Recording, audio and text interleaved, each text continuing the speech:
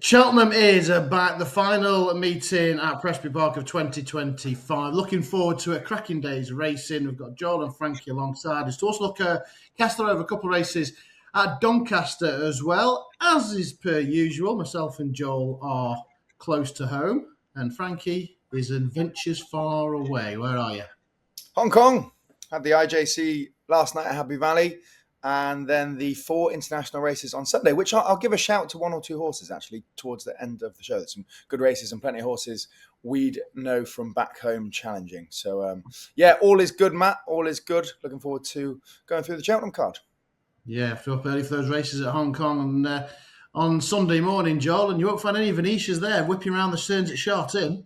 Oh, God, no. I used to love it, getting up on a Sunday morning, dead early. And back in the day, maybe 10 years ago, it used to be, you just went for whatever the Magic Man, Joe Moreira, was riding. And then Zach Purton was invented. And then Moreira disappeared to go to Japan or whatever it was. Then he had Sawback and whatever. But I tell you what, that Ryan Moore, he's a jock to follow, isn't he? Young lad. I think he'll do all right. And I think it was Buick in the first yesterday as well, who was awesome yesterday. I watched it all. I really enjoyed it. It's normally not my sort of thing, but it's a bit like Dundalk. But I really did enjoy it. Really enjoyed it. Well, you say that. If you had 12 jockeys from around the world at Dundalk, you would turn it on, wouldn't you? Oh yeah. If James McDonald's turning up for the 520 in a class 14 with a Joseph O'Brien 1-12 shot, yeah, all over it. Maybe one day. But let's focus on the jumping action then. Say Cheltenham and Doncaster take centre stage. 8 races to cover in front of the ITV cameras. We'll start with the mares at 1:15. And this is a deeper race than usual. I'm going to start with you, Frankie, because I know you've been down to Jamie Snowden's quite a bit. And is She Isn't For Me Boys just one of these handicap snips? I mean, went off all odds on for chasing Damien, just her 5th start. Yeah, she could well be. I've been in twice to Jamie's this year, and both times she got a positive mention. And, he does such a good job with negotiating horses' seasons and handicapping them or seem to get them to progress through the handicap ranks at a rate which allows them to keep winning. So she's a nice starting point at the top of the market, but I've got to give a shout to Warren Great's realtor Leith as well, because everything he's touching seems to be winning currently, and pairing up with Sean Byrne, I think they'd be a strong duo. But I'll leave them at the top of the market in a big, deep field like this. I've got a common theme running through my selections at Cheltenham, and it could go terribly wrong for me, or it could come good. But go down the bottom towards Georgie Girl. It hasn't quite happened for her over fences. She hasn't been jumping as well as you'd like to see her. But I think slightly softer ground, potentially a little bit of a slower pace. I do believe that she's still reasonably or could be well handicapped based on a sort of early form over hurdles and the progression she was making before switch to fences. But she's got to put it all together. Just hoping that at Cheltenham, where she's ran her best on slightly softer, slower surface, and just with a few more runs over fences and about, she might come good. Okay, George, again, I'll tell you what, Joel, she's 16-1. Does Frankie think she's 1-6? I was going to say, we're going to have to swap round here, because I was all over the top of the market. I could not believe the price. Currently 9-2. She Is For Me Boys. Won her only point-to-point start. Second on debut, Plumpton. She got smashed 24 lengths by that Jasmine Dairy for Harry Derham. I think it was 2-1 or something like that. That one next time out. 3 wins on the spin. 2 at a month ago at Kempton. Just progressive. Honestly, I could not. I will eat myself like gorgeous Gavin would if this horse goes off 9-2. I thought it's just not a good thing. He said it was deep. I think this is a good thing. I thought she was interesting. I thought she stood out a little bit as well. The way the campaign, winning point-to-point, 3 runs over hurdles, not messing around, straight over fences, low mark. Yeah, she looks to me like that typical improver. Move on to 150, then it is the feature, obviously the Support the Hunt Family Fund December Gold Cup. 11 runners sent to go to post here, Joel. And obviously Jaguar missed his intended run last month. He's likely to be the market leader here. Yeah, really nice touch from Cheltenham to sponsor this race in memory of Carol and Hannah and Louise, and John Hunt, such a lovely guy, and just a horrendous what went on there. And he's been doing great since he's come back. Just as such a professional man. I thought in this, and we go from sadness to let's have a laugh. Vincenzo. you know, you got to look at this for your Saturday, Sam. Now, Dylan's lost his claim now, hasn't he? It's up £2 from the last run. So essentially, probably up 5. But Sam's been saying how good this horse is to jump. He has mentioned that it's a scratchy mover. Proven at Cheltenham. There is some weird stats about how you've got to be prominent in this race. There's also a stat that if you're running in the Paddy Power Gold Cup, it was something like the last 6 of 8 have got on to win this. Ticks a lot of boxes in there. Was only beaten by well handicapped Panic Attack, and I just thought this would be for me. I put up Jaguar last time, was pulled out on the soft ground. The ground this weekend is soft. So let's work that one out. Well, it was heavy by the time we come with that deluge. Trust me, I was there, 35 millimetres. It was an absolute swamp. It drew out pretty quickly. But yeah, look, if there's one in here that could be tackling graded company under the season, Frankie, you'd expect it to be Jaguar. But you're right, with Panic Attack's exploits, Vincenzo all of a sudden does look pretty well treated. Yeah, and you'd probably have to have Holy Joe Smoke in there if you're following that same form line as well, wouldn't you? I thought you'd be a fan of Jaguar, and for obvious reasons, to be fair, Cheltenham Festival winner, and then back that up winning again and comes back. So yeah, I'm believing the Irish hype here. You can get stung for doing that. You can get stung for just seeing an Irish raider off a low mark and going, well, not going in blind, but a little bit of money's come as well for Kim Rock for Joseph O'Brien, who won't be at Cheltenham. He'll be out here because he's got a couple of runners at Shartin on Sunday. Common theme. If he jumped better last time, he would have won. You think that he should have been able to win a handicap of that nature off of his mark if he was going to be good enough to win a Gold Cup in December. But that was his first start for Joseph. Maybe it was a bit of a fact-finding mission. He was actually ridden pretty quietly and then made up a lot of ground and it jumped the last and just pecked on landing and lost all momentum and then actually rallied to run not miles off the winner. So all things considered, with that being his first start for the yard, maybe given a quiet run with the idea of coming here, hopefully has come on for that run quite a lot because it was his first start. If you start to piece it all together, carrying 10 stone 2, I'm all for the Irish Raider in Kim Rock. But there, yeah, you never know. They sometimes go off a bit too short, don't they? Because a lot of people just end up backing them because they think, oh, it's an Irish handicap plot here. But we'll see. Kim Rock gets my vote. Needs to jump better. Yeah, I thought his Perfecto was overpriced as well. I mean, 5th round Caldwell Pot at the festival last year. All right, is a 10-year-old Rise 11 still. I think he's still a novice, but he pulled up, ran well for a long way before just tiring, and Ali King in much better form now. So I thought he's an interesting one at a price. Then we have got the Speedsters, 2-mile handicaps to look forward to as well. Big weight JPR1 in here, giving away plenty of weight, £9 and upwards to the remainder of the field. Frankie, they won't be hanging around. No, they won't be. That's the Matt Hulmes double, isn't it? JPR1 and Jaguar. Surely they've been your horses for years, Matt. You've been backing them. I like Country Mile in here. Guess what I'm going to say? Needs to jump better. These first 3 races at Cheltenham, horses that I all think have got the ability, they just haven't quite put it together, or they've made a right mess of one fence, and that's ruined their race. Country Mile last time out at Cheltenham, it just made a complete mess of a couple. Even before making a mess of the last, I think it was, had a lot to do on the winner, who could be quite a smart horse, by the way, Alnilam, hard one to pronounce. But look, he's obviously quite talented. They ran him in graded races over hurdles. He's relatively lightly raced still, 6-year-old. I think he's one with a decent future if he can learn to jump. But he's only had a couple of starts over fences, so hopefully he does jump better. But yeah, Country Mile needs to be smoother.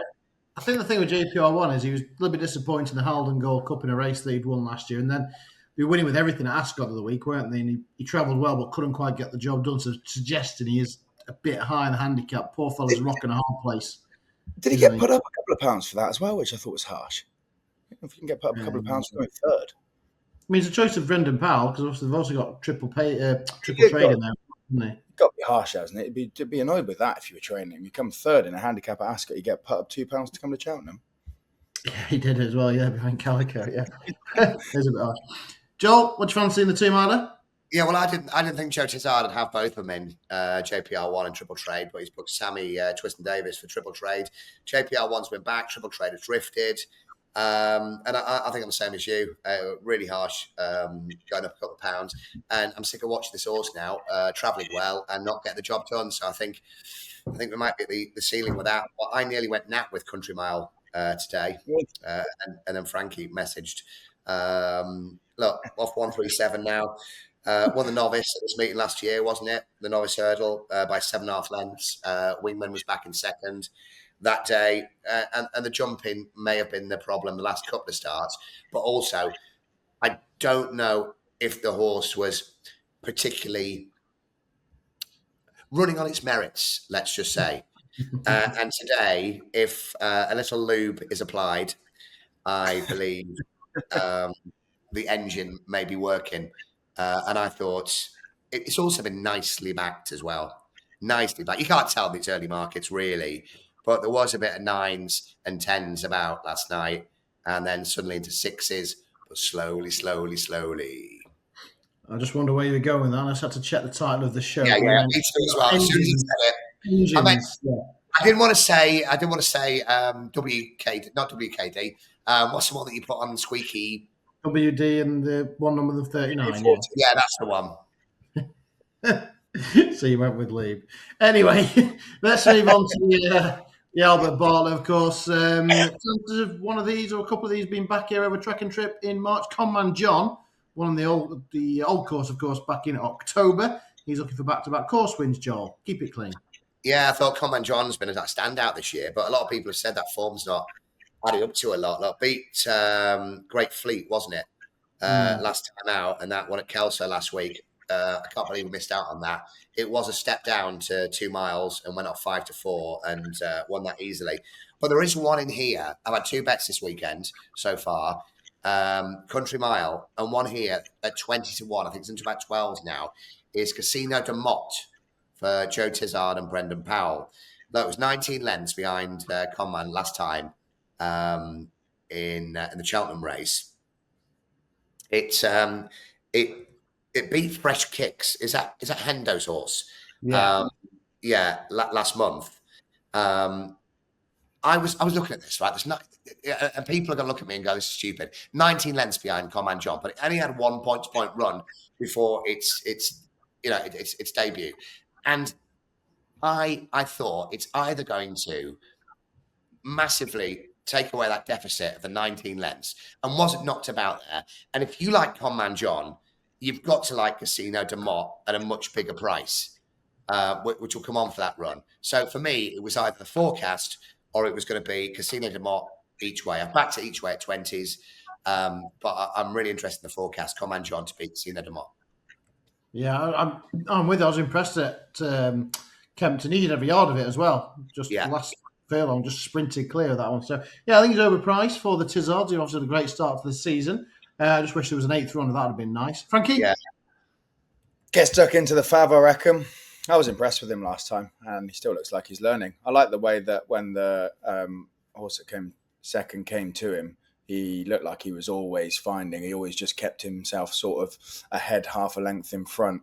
And they went, I think, 8 or 9 lengths clear of third. So I thought it was a really impressive performance. He's done it around Cheltenham. He looks tough. When Lucinda and Skoo, they get a good one. They usually campaign them like a good one with no sort of hiding places and come to the right races. And I think that the fact that they've put him straight back in here suggests that they're hoping maybe they have a festival horse on their hands. So, yeah, I think Conman John should take all the beating, really. Okay, then Conman John for you guys. And the mare's in action again for the finale as well. The lucky last 3:35, 2.5 mile. And some nice types. Jubilee Alpha, of course, was a highly rated novice last year for Paul Nichols. Nurse Susan missed plenty races, but she was a promising youngster a couple of years ago. James Owen saddling one as well. And the Tizards have this Sweet Caroline's a bit of a winning machine. What did you fancy, Frankie? Yes, I'm going to stick with top weight, the mare you mentioned first, Jubilee Alpha, who just got beaten by the one you mentioned last, Sweet Caroline, last time up at Wincanton. Jubilee Alpha slightly better off at the weights this time round, just because Sweet Caroline's gone up a touch more. But I think Jubilee Alpha could take all the beating in these sort of races. When you have a race like this, I find these handicap hurdles, particularly with the mares, and you've got a big field, if you're one of the mares that could be a graded mare, like Jubilee Alpha is, and she obviously ran at the festival last year in the Mares Novice, I think you have to be incredibly well handicapped to get the better of a horse like that, which Sweet Caroline did last time, but that was Wincanton. She was even lower in the weights, and that playing field has been level to touch. I just think here at Cheltenham, Paul Nicholls isn't going to mess around. She should be good enough to win a handicap and hopefully kick on into something better than this, in my opinion. So, yeah, 12 stone's a lot, but I reckon she's a graded mare still, and she should improve for her first start of the season at a time when Paul's weren't actually flying and Joe Tizard's were. So, Jubilee Alpha, 12 stone, get the job done, Cobden. Okay, I think I might know where Joel's going here. Hit me. Where do you think I'm going? Go on. You won't get it right. Okay. No, I looked at Jubilee Alpha, but the 12 stone just really put me off. Is the best, obviously the best mare in the race. I went for Swagale. No, then. You thought I'd go for Nurse? That made me look really stupid. Crack on. Yeah, Nurse Susan. You thought I'd go for, yeah? No. Sweet Caroline. I thought you were going left field. I just thought it was interesting. Is that game colours? That was all. I thought you might have seen an angle in there, but obviously not. No. I've fallen out of love with Sean Bowen. He's not the next AP McCoy. I tell you what, James Bowen. He was your cheat code 2 weeks ago, and then nowadays, he's gone now. He's hanging out with Charlie Tom. Yeah, how things change. Swagale for Fergal and Johnny Burke. That run at Carlisle, seasonal debut at Carlisle with Jack Hogan on. Horse drifted a little bit. It was third, length and a half behind Hartington and Florida Dreams as well. Look, some really good form from last season. And I just thought there was a little bit more to come off a nice weight, not carrying 12 stone. I thought Swagale was a good shot at around 92, 5-1. Okay, that's Cheltenham wrapped up. That's sort of game called, Sean Bowen. Ben Clark's a pretty shrewd operator. He's had some nice horses in his fledgling training career, and second here at the April meeting, pound higher. Yeah, I thought he was interesting. I thought you might have seen the angle with Sean Bowen, but no. But if you pick up a race and post any day now, it appears like if I was the trainer, Sean Bowen would be riding. He's a bit like me back in the day. He wasn't picky. Right. Which is really interesting that you say it like that before we get to Doncaster, because I do know what you're having in the 205. Do you really? Well, no. I messaged you earlier on because all the sites were down earlier on for some reason, and I know Frankie picked me last time out, didn't you? I think it finished third in that race. But I was looking for another horse that has been nicely backed. I don't know if this is the target, and we never know the targets, but Joya Machan. I mean, God, how many times do I have to back this horse? Do you know what? I need to go into owners and trainers and just say to Skelton, right, just give me a little text. I'll send you a cake when today is the day. I don't know if this horse is absolutely no good or they're setting up for something bigger. Now, is it bigger at Doncaster? Harry Atkins is on claiming the 7. Obviously, he's not going to mess around with it because, as we know, the BHA stewards only do the £7 claimers. So, I've got to keep going in there. It's like playing the National Lottery. You've got to keep going in there. Nicely back from 10s into 6s. But I did like Dot Pick Me. So there's your forecast as well. Okay, so you main picture Machan. Yeah. Okay. With absolutely no confidence. I just don't know. He's got 12 stone, and Dan Stilton also has the bottom weight of 10 stone 13. What Dan's riding it? God, no.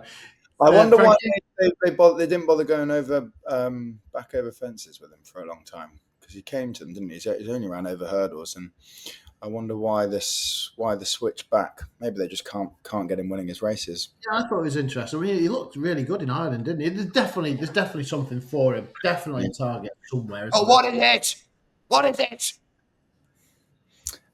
You're right, Joel. I did mention Doc Pick Me, and I actually said on that show, if he doesn't win here, keep following him to Donny, because he'll probably take the same route back to the Great Yorkshire. But I'm having second thoughts.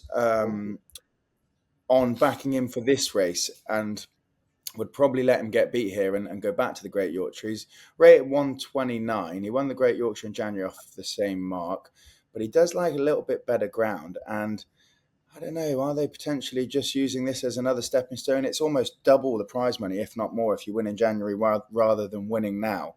So I'm going to leave him, and I'm going to go with Alcedo. We have been texting in the group chat. If it is Venetia time, it's soft ground up at Donny.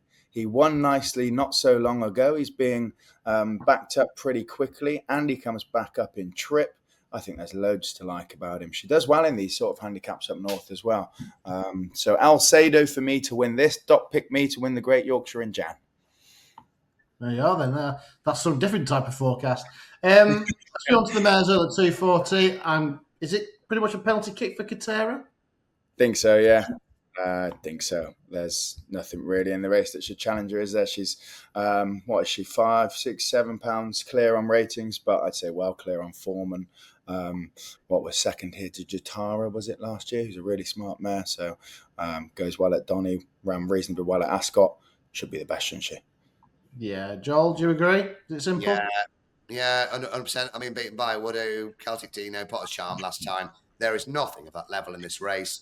I don't think there's anything to touch here, and I thought 4 to 6 was actually a really good price. Really good price. Yeah, get in there. I'm sure the Skelton millions will be on. And last but not least, then, a 3:17, an extended 2 mile handicap hurdle. 9 are declared. What do you fancy, Joel? I went round in circles for this race. Obviously, it was the last one we're previewing, so I look at Washington.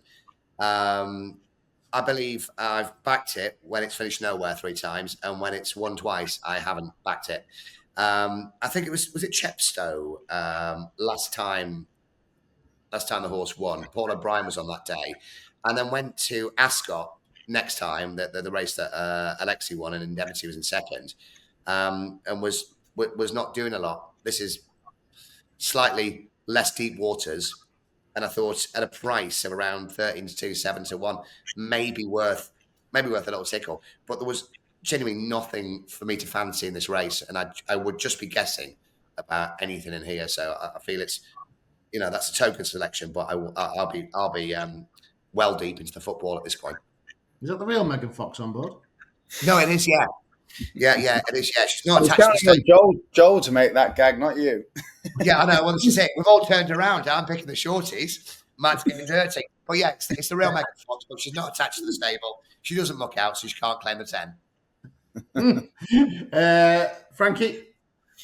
I am going to go with Amancio for Faye Brown. What's that, love? What's that, love? Come again. What do you call this horse? Amancio. Oh, yeah. Has done pretty well since moving to Fays in April. Won a 2 mile hurdle at Chepstow, won on the flat at Newbury, second. Won at Sedgy last time on soft ground, only up £4 for that. Was giving me sort of Pagan-esque vibes when running over different tracks and trips and whatever.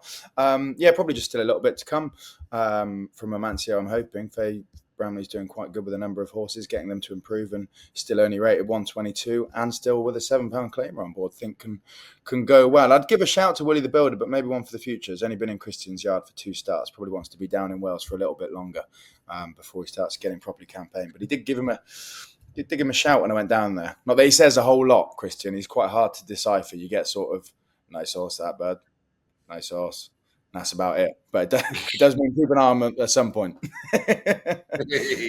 And you're off cut from being in Gavin Enson's pub at the same time. Yeah. Which one? Yeah.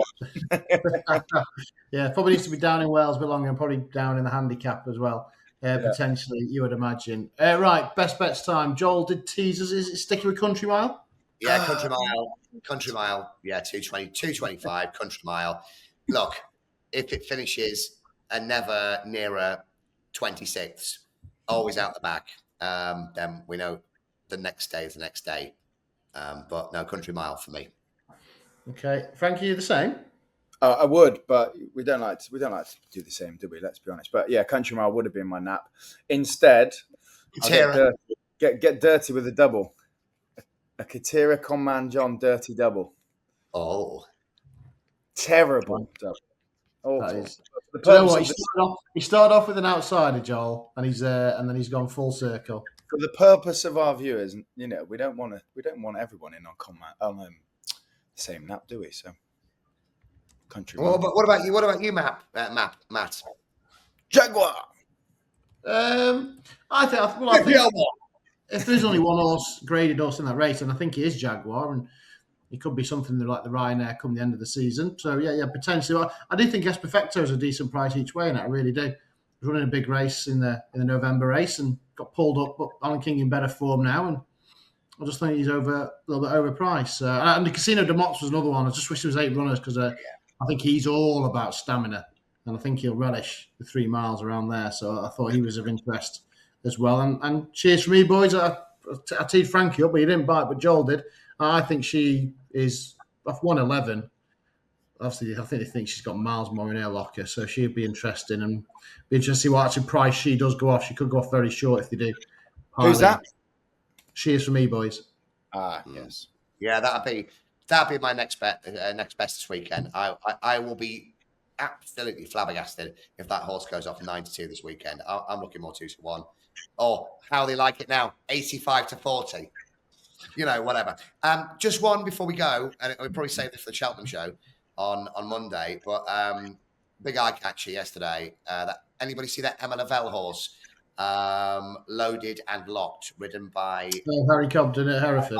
Cobden at the weekend. I went on the outside and looked like a £7 claimer coming into the straight. It won a couple of good races, I think. Oh, next time that runs, there's a target. I forgot actually, and this is where I wanted my nap to be. Was at Chartim. Come on. I'm not letting you go yet. Not letting you go. Go on. I mean, look, there's two shoe-ins, which probably, they're not worth a bet. Kying Rising will probably go off about 1-20 in the sprint. Romantic Warrior will probably go off, 1-5 in the cup. But the double on, lads. The Lion in Winter in the mile, I think is. I don't know the prices yet, annoyingly, but it's a competitive mile race, so I'd imagine it will be a decent price or a reasonably fair price. I think he's dying to win a race over the mile trip. Ryan Moore obviously won the IJC on Wednesday night. He comes out here for 3 rides. He rides the Turner Rev in the sprint, he rides the Lion in Winter, and he rides Los Angeles.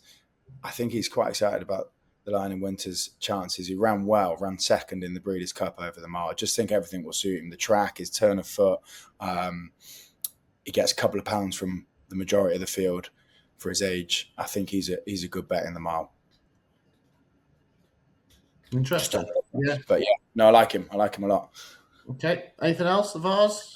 The Vars, Giavolotto. I think Marco Botti's been very vocal about how confident he is. He ran 4th in the Arc, and Andrea Atzeni has stuck on board. He was last year's winner, and it was his turn of foot that Asheen said won him the race. So yeah, he's probably, I'd say he'd go off favourite and is probably the one to beat. I'm trying to think of the Japanese horse that's in there, but I haven't got it in front of me. It's 8 o'clock, Chartin.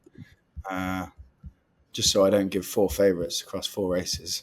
16-1 the Lion in Winter. Is he? There you go. I knew he'd be a reasonable. I just didn't think he'd be that big, but urban chic. We'll absolutely take that. Soul Rush. Well, what are you looking at? The Vars? You look at the Japanese horse with Christian Jamara on. No, in the Vars. Vars. Urban chic. Yes. Who doesn't Christophe Lemaire also ride? There you are then. Get up early Sunday morning and, in fact, follow us on our Betfred social channel because Frankie will be doing something on there, I'm sure, to bring us the latest and greatest from Hong Kong. Right, boys, got a bit of everything, a bit of international flavour on the flat, cracking jumping from the home of Jump Race, of course, at Cheltenham. This was the Punters Guide. Don't forget, join us on Monday for the road to Cheltenham when we'll dissect all of the weekend action, looking to the festival in March. Like, subscribe, and of course, you'll be notified whenever an episode of this or that drops into your inbox. See you soon.